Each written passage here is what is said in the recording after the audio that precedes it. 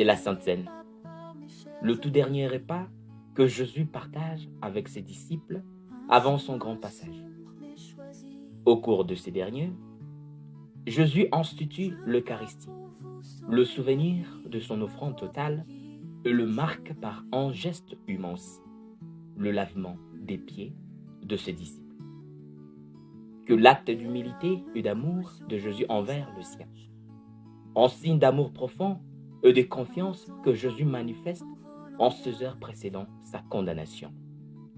Voyons là une empreinte indélébile de communion et surtout d'accomplissement d'une mission que l'Église perpétue depuis des siècles.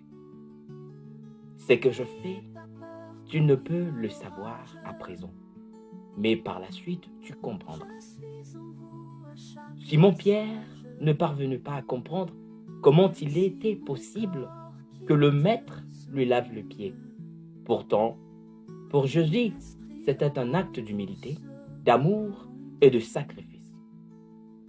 Jésus nous invite à comprendre que, pour atteindre certaines vérités futures, il faut persévérer dans l'espérance de la foi et la confiance en la sagesse divine qui s'offre à nous, même lorsque le sens immédiat nous échappe.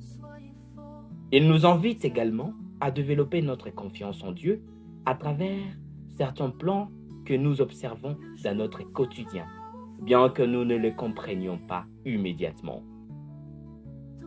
Celui qui se baignait n'a nul besoin d'être lavé, car il est entièrement pur, et vous, vous êtes purs, mais non pas tous. De ce passage, si Dieu considère son œuvre comme parfaite, nous n'avons donc pas besoin d'en exiger davantage. Il en découle également le sens du pardon.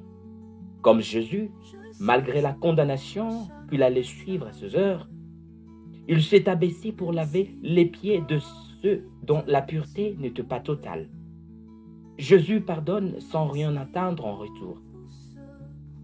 Combien de fois, dans notre quotidien, cela nous est-il arrivé de ne pas accorder le pardon à ceux qui nous ont offensés? Aujourd'hui, Jésus manifeste sa compassion pour le monde et dans la vie de chacun. Il nous invite à accorder le pardon, même lorsque cela semble difficile. Aujourd'hui, que ce Jeudi saint nous apporte grâce, amour, humilité et sens du sacrifice pour nous-mêmes et pour notre prochain.